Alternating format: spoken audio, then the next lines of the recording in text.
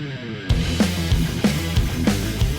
finally got a chance to watch The Watchers, the new film that came out this past weekend, directed by, let me make sure I get her name right, Ishana Night Shyamalan, the daughter of the legendary M. Night Shyamalan, who happens to be the producer of this film.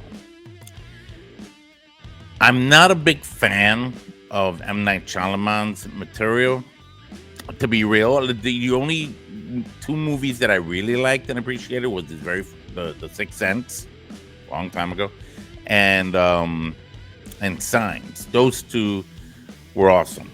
After that, I wasn't too big on the Unbreakable films, like Mr. Glass and all that stuff. It was fine, but it wasn't horror, so there's different.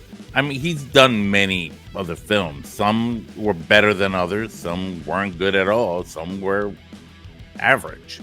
This one, average, and I don't mean to be, mean to his daughter about it, but I really liked. I think Ishana has so much potential as a filmmaker that I think she should really take off on her own and create more of her own vision as opposed to whatever it is she thinks her father did, and because it felt like it was more him than her, and I like to think she's her own person and can do her own thing, and who knows, maybe she'll do even better job at it.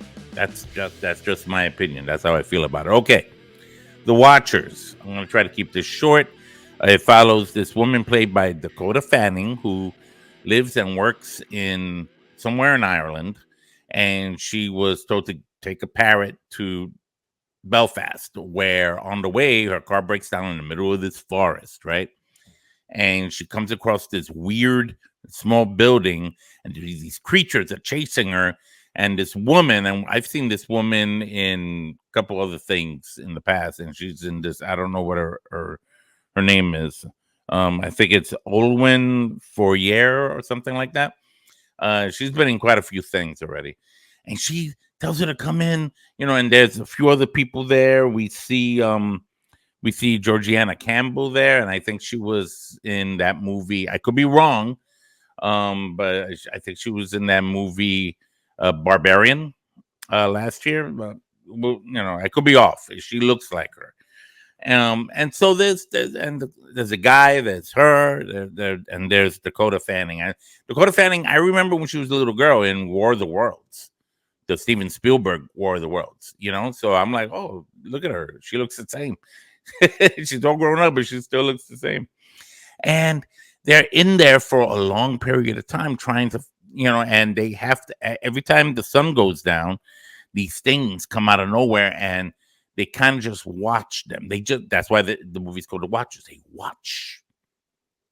They're watching them, right? And they're like trying to figure out, I guess, how to behave and act like the humans. Because apparently, and this is revealed later on in the film, and this starts becoming less and less of a horror movie as the movie progresses. It's about an hour and 40 something minutes, and it turns from a horror movie more into kind of like a folklore kind of thing, because it involves the legends of fairies and halflings and some Lord of the Rings kind of stuff, and I bugged out at that because I was like, oh, okay, that's what these things are. That's what they are, okay. I thought it was something more supernatural. Not really, but still, it wasn't a bad story. I first of all, the camera work was amazing. It was stupendous. I enjoyed the visuals in this.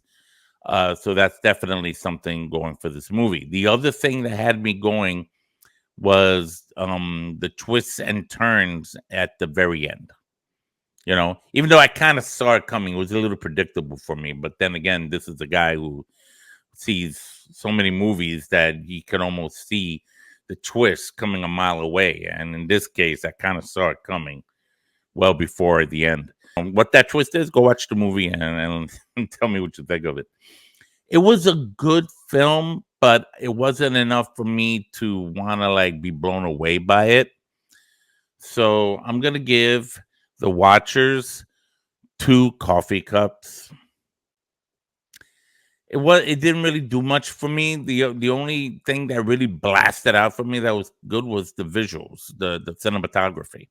You know, the story was interesting, but I think they needed to expand more on that, and I think that may have been something that should have been, in my opinion, brought in the forefront in the very beginning, because it was kind of misleading to make us think this was kind of like a horror movie when it kind of really wasn't. I mean, it can be. I guess it can be. If you're in that situation, you're nothing but terrified, I suppose. That's how I feel about it. Is it worth a watch? Yes. Would it be something I would buy on Blu-ray or something later in the future? No, I don't even see myself ever watching this film again. I don't know. It's a Shalaman thing, I guess.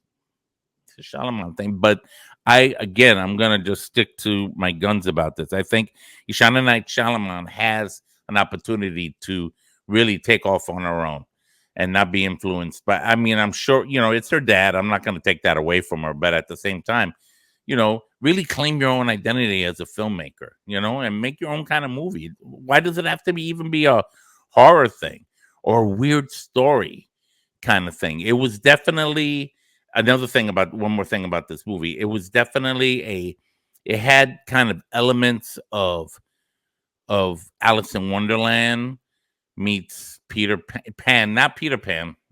I don't know. It had some. Again, I mentioned something about fairies in the beginning, so it was that, but it had a kind of Alice in Wonderland kind of like, let's go down the rabbit hole and see what the truth really is, that kind of thing, which was, I guess, okay. Again, it kind of flew over my head. This movie was a train that bypassed me. I saw the train and off it goes. And I don't ever care to see that train again. That's how I feel about it. What do you feel about it? Talk to me, comment below. Share with me your thoughts on this new film to come out, The Watchers. All right? And let me know what you think. If you like what you see here, please subscribe. Consider subscribing to the channel. Tap on that bell for future notifications for future horror and coffee content. And until next time, this is Ralph Perez from Horror and Coffee. I'm tired. It's been a long day. It's been a long weekend, but I got a lot done. I have to admit, productivity is key to a good, healthy lifestyle. That's for another channel, probably. Until next time, take care, guys.